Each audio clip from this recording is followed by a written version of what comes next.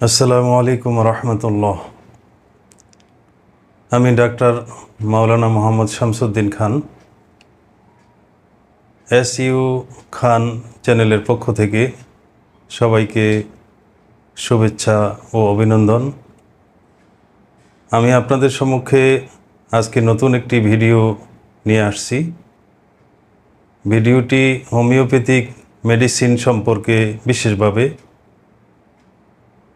Homeopathic medicine dust অ্যালার্জিতে কী ব্যবহার হয়, কিভাবে ব্যবহার হয়, এ সম্পর্কে আজকের এই ভিডিওটিতে আলোচনা হবে।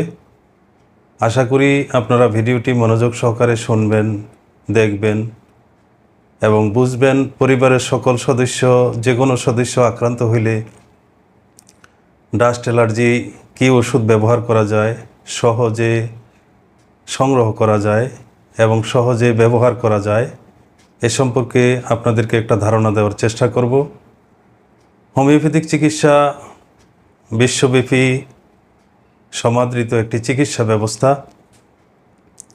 এই চিকিৎসা বিজ্ঞানটি ডক্টর স্যামুয়েল হ্যানিম্যান আমাদের জন্য গবেষণা করে, তিনি একজন বিজ্ঞানী ছিলেন এবং চিকিৎসা বিজ্ঞানী ছিলেন, জগৎ বিখ্যাত। তিনি হাজার হাজার হোমিওপ্যাথিক মেডিসিন নিয়ে গবেষণা করেছেন। আমি আপনাদের সম্মুখে আজকে মাত্র 4টি মেডিসিন সুনামধন্য, যেগুলি ডাস্ট অ্যালার্জিতে ব্যবহার হয়, এ সম্পর্কে আমি আপনাদেরকে কিছু ধারণা দিব। আশা করি আপনাদের পরিবারের যে কোনো সদস্যের প্রয়োজনে, বন্ধুবান্ধবের প্রয়োজনে ভিডিওটি খুবই কাজে লাগবে ইনশাল্লাহ। আমরা অ্যালার্জি সম্পর্কে শুনলেই মনে করি অ্যালার্জি মানে চুলকানি, শরীর লাল হওয়া, শরীর দগদগে হওয়া, শরীরে যে কোনো স্থান চুলকানো, অ্যালার্জি খাবার খেলে, বিশেষভাবে ইলিশ, চিংড়ি, বেগুন, পুঁই শাক, হাঁসের মাংস, গরু মাংস ইত্যাদি খেলে যে চুলকানি হয়, এগুলি সম্পর্কে আমরা চুলকানি সম্পর্কে, অ্যালার্জি সম্পর্কে আমরা ধারণা করে থাকি। ডাস্ট অ্যালার্জি এর চেয়ে একটু ব্যতিক্রম। ডাস্ট অ্যালার্জি কোনো খাবারের সাথে সম্পর্ক খুব একটা থাকে না।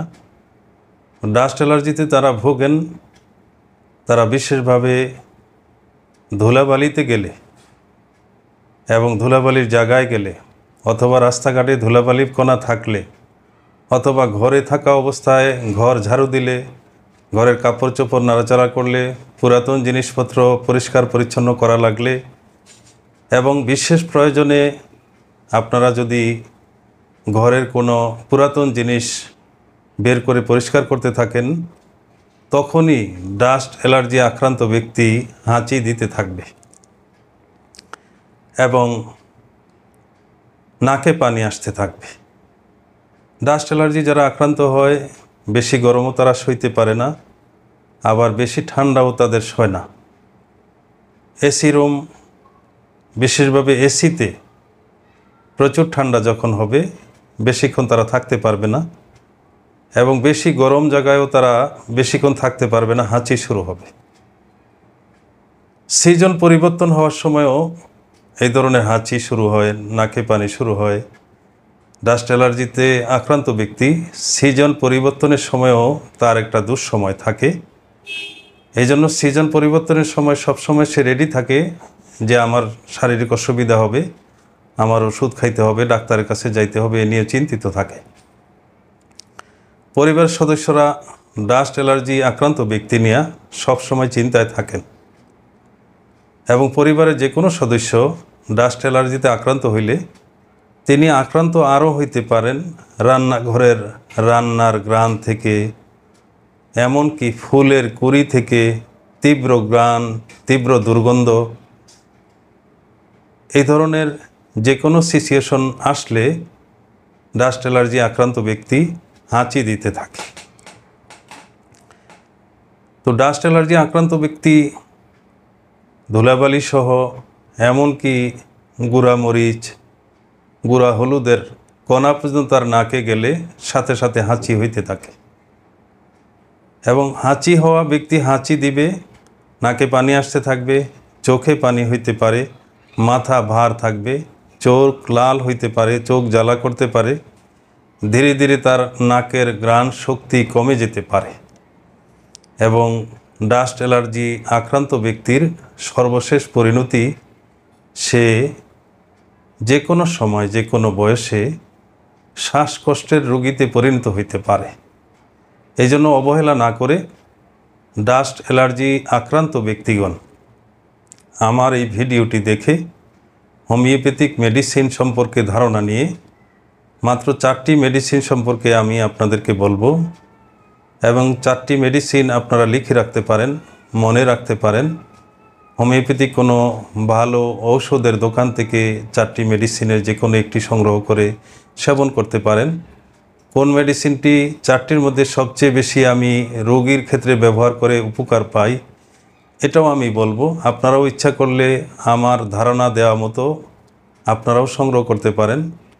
এই ঔষধগুলি নাম আমি এখন আপনাদেরকে বলে দিচ্ছি। ডাস্ট অ্যালার্জিতে 1 নম্বর ব্যবহার করা ওষুধ আর্সেনিক অ্যাল্প। আপনারা খুবই ভালো করে জানেন বিগত করোনার মৌসুমে হোমিওপ্যাথিক ঔষধ বিশ্বব্যাপী ব্যবহার হয়েছে, বিশেষভাবে আর্সেনিক অ্যাল্প খুব ব্যবহার হয়েছে। আপনারা সকলেই অনেকে হয়তো নামটি জানেন, কিন্তু এটা ডাস্ট অ্যালার্জিতে ব্যবহার হয় বিষয়টি হয়তো আপনাদের জানা নাই। এই জন্য আমি বললাম ডাস্ট অ্যালার্জিতে আর্সেনিক অ্যাল্প 30 পাওয়ার, বেশি পাওয়ারের দরকার নাই। 30 পাওয়ার ঘন ঘন কয়েকবার সেবন করলে আক্রান্ত ব্যক্তি 3 ঘন্টা পরপর, বেশি আক্রান্ত হলে 2 ঘন্টা পরপর 2 ফোঁটা করে দৈনিক 3 থেকে 4 বার সেবন করলে আশা করি ডাস্ট অ্যালার্জি থেকে আপনি মুক্তি পাবেন। 2 নম্বর ওষুধ ডাস্ট অ্যালার্জিতে যেটা আমি সবচেয়ে বেশি ব্যবহার করি হিস্টামিনাম 30 পাওয়ার। এই হিস্টামিনাম ওষুধটিও হোমিওপ্যাথি জগতে ডাস্ট অ্যালার্জির জন্য প্রথম গ্রেডের ঔষধ। আপনারা হিস্টামিনাম 30 পাওয়ার যে কোনো ভালো মেডিসিন দোকান থেকে, শপ থেকে সংগ্রহ করতে পারেন। ওষুধগুলি ইনটেক জার্মানি ফাইল 10 ml পাওয়া যেতে পারে। না পাওয়া গেলে ভালো ওষুধ বিক্রি করে এমন কোনো দোকান থেকে আপনারা লুজ ওষুধও সংগ্রহ করতে পারেন। তবে ঔষধ এবং নির্বাচন দুইটা যদি খাঁটি হয়, পিওর হয়, পারফেক্ট হয়, তাহলে ওষুধের কার্যকারিতা পাওয়া যাবে আশা করি বেশি ইনশাল্লাহ। 3 নম্বর যে ওষুধটি ব্যবহার হয় নেট্টামিউর 30। নেট্টামিউর 30 একটি অলরাউন্ডার ওষুধ আর্সেনিক অ্যাল্পের মতো। নেট্টামিউর 30 এবং আর্সেনিক অ্যাল্প 30 এই দুইটি ওষুধ যে কোনো ঠান্ডা, হাঁচি, নাকে পানি, এমনকি কাশিতে, এবং আর্সেনিক অ্যাল্প আপনারা জানেন এজমাতে, শ্বাসকষ্টতে, বুকের কফে ইত্যাদিতে ব্যবহার হয়। তো নেট্টামিউর 30 ওষুধটি দৈনিক 3 থেকে 4 বার 2 ফোঁটা করে শুরু অবস্থায় ঘন ঘন সেবন করবেন। যখন রোগের অবস্থা তীব্রতা কমবে তখন পরিমাণ আস্তে আস্তে কমিয়ে দিবেন। এবং 4 নম্বর যে ওষুধটি আমি বলবো সেই ওষুধটিও আমাদের দেশে ডাক্তারগণ প্রচুর ব্যবহার করেন এবং আমিও এই ওষুধটি ব্যবহার করে আলহামদুলিল্লাহ অনেক রোগীর ক্ষেত্রে খুবই ভালো উপকার আমি পেয়েছি। আমি প্রচুর রোগীর ক্ষেত্রে এই ওষুধটি ব্যবহার করি। ওষুধটির নাম হলো পোথোস পিটিডা। এই পোথোস ওষুধটি 30 পাওয়ার। এটিও আপনারা যে কোনো হোমিও শপ থেকে 10 ml সিল ফাইল অথবা লুজ ভালো ওষুধ আপনারা সংগ্রহ করে নিতে পারেন। এই ওষুধটিও অন্যান্য ওষুধের মতো 30 পাওয়ার ওষুধ। রোগের তীব্রতা অনুভব করে দৈনিক 3 থেকে 4 বার সেবন করতে পারবেন 2 ফোঁটা করে সামান্য পানির সাথে মিশিয়ে। ছোট বাচ্চাদের ক্ষেত্রে ডাক্তারের পরামর্শ নেওয়া ভালো। আর যে কোনো ব্যাপারে আপনারা যদি মনে করেন এই বিষয়ে আপনি কম বুঝতেছেন, ওষুধটির নামটি জানেন, কিভাবে সেবন করতে হবে ওই বিষয়টিও জানলেন, তারপরেও ডাক্তারের সাথে পরামর্শ করবেন। ভালো কোনো বিজ্ঞ ডাক্তারের সাথে আপনি কথা বলে পরিষ্কার হয়ে বুঝে নিলেও ভালো হয়। তারপরেও আমি আপনাদেরকে যে কোনো সময় ফোন করলে সহযোগিতা করার ইনশাল্লাহ চেষ্টা করব। এই 4টি ওষুধ ডাস্ট অ্যালার্জিতে সুনামের সাথে ব্যবহার হয়, আমিও ব্যবহার করি। 1 নম্বর আর্সেনিক অ্যাল্প 30 পাওয়ার, 2 নম্বর হিস্টামিনাম 30 পাওয়ার, 3 নম্বর নেট্টামিউর 30 পাওয়ার, 4 নম্বর পোথোস 30 পাওয়ার। আশা করি এই ভিডিওতে ডাস্ট অ্যালার্জি আক্রান্ত ব্যক্তিগণ এই ভিডিওটি অনুসরণ করে ঔষধ সেবন করে আলহামদুলিল্লাহ আপনারা উপকৃত হবেন। আমি সবাইকে ধন্যবাদ জানিয়ে আজকের এই ডাস্ট অ্যালার্জি নিয়ে আলোচনাটি শেষ করলাম। আল্লাহ হাফেজ।